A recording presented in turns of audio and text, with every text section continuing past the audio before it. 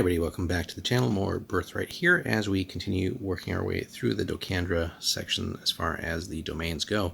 Now the one that's been mentioned a lot as an adversary here is the infamous, or are the infamous, Iron Hand tribes here. So obviously chaotic evil and certainly not available for PC use, and a fairly large territory as well to make them even more of a threat. On top of that all, not just very sparsely settled, there's a couple of high-level provinces here. You got a 5 and a 4, and a lot of lower-level ones beyond that. But there's quite a bit there, and actually, unlike a lot of these other ones, while it is a chaotic realm, it's still fairly organized in that sense, as far as all the laws under one, and all the temples are under one ruler as well. Also, they are sporting 2 different fortified castles here. So, the ruling Orogs of the Iron Hand call their state Dujumazabik in their own tongue. Since the tribes took these western provinces of Marisaf in a sudden assault 182 years ago, they've never faced a serious threat to their continuing rule. Orog villages, forges, and armories riddle the rocky hills of the lands between Kumbain and Mindusai. Almost a little mini Mordor in that sense here. Many rivals and rebellious subordinates seek the Iron Hand chieftain's position so he can't uphold law equally across the domain, but still a fair bit of law actually established. Orog battle priests remain the true power brokers of the race, though, carefully manipulating their fellows into alliances as they see fit, so the real power behind the throne. In fact, these priests placed the current chieftain on the throne because they knew they could control him, which could be a little bit of a fracture there. They're warriors, not merchants or thieves, so there is no guild activity. From time to time, they may trade with the Voss of Yenensky, but no guilds really operate here, so it's just sparse trade. I guess if you were the Voss, though, you could pursue that a little bit further, but again, at your own risk, right? Because it's still nonetheless Orogs. Incapable of harnessing the power of the land, they've despoiled most of the territory with their reckless mining and industry. So realistically, even though some of these provinces have the potential there, and I'm surprised that they wrote it like that, we got the lower level ones here with plenty of magical potential, but really they should have almost made those lower. DM's discretion there. Now, the regent to the current one is Burzuk the Great, an actual level 8 fighter, so pretty formidable, certainly for an Orog.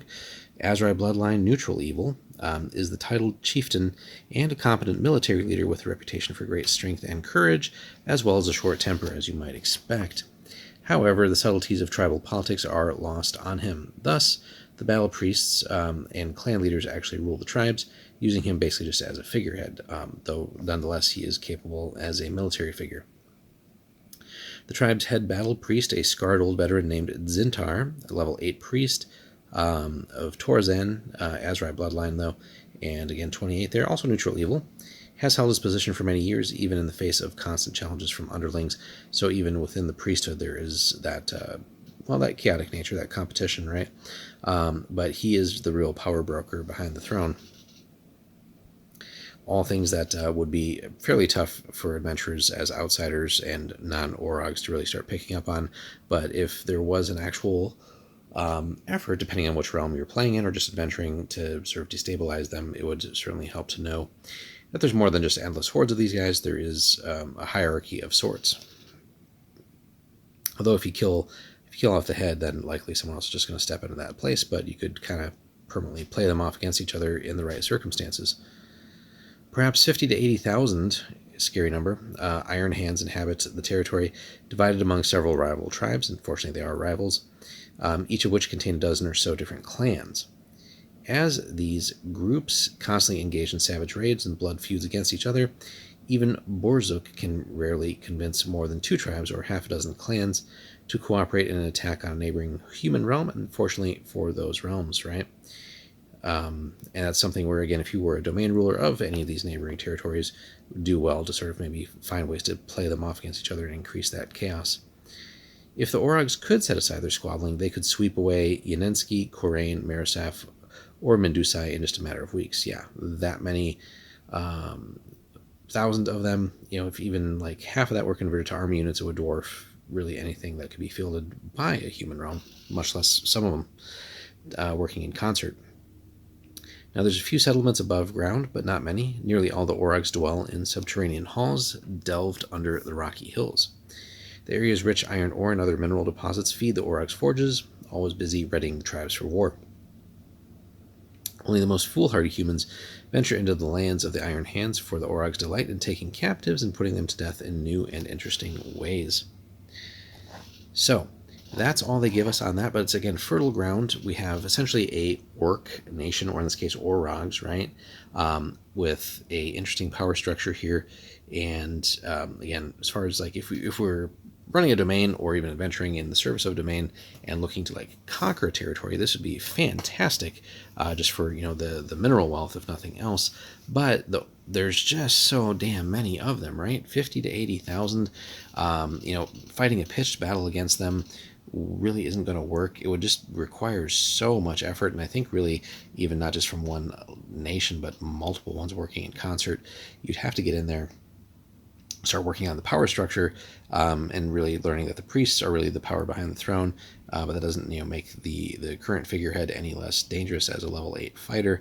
But there's, again, just so damn many of them, right? And even if you start figuring things out, which would be sort of a major intelligence coup. This guy's the current head. There's just a level 8 priest, but you could have literally hundreds and hundreds of additional like low-level magic users. So even if they don't make up for it in raw power, it's just sheer numbers on everything that you would have to deal with. But a powerful adversary that the DM can use is kind of like this area's Gorgon in that sense. Although no huge Anshe leading this realm or anything. But there's plenty of other dangerous Anshe nearby, right, which we've already started covering. So there's just a lot here, which honestly is always surprising that the Kanasi realms are even as strong as they still are, even though they've weakened over the centuries. But fortunately, as it's described here, right, if they could put aside their differences, this would be like a major regional threat, and I think even some of the Anshe would have to take note and fight against them in some capacity. But as it is, fortunately, they're kind of stuck fighting each other as much as they do anything else outside, and that's really where, again, a nation's ruler could come in and help just keep them fighting each other, point them in a different direction, ideally away from your realm. But there is something there as far as capturing that territory, although it would have to be very strategically done, and I think with multiple nations working together. But getting in there and just for some good old hack and slash and stuff could be a fun set of adventures for players as well, and maybe they could discover some other things in here as well. Certainly lots of riches. So let us know, guys, if you've incorporated the Iron Hand tribes into your campaigns, how you've done that, and what kind of was the goal and result from that.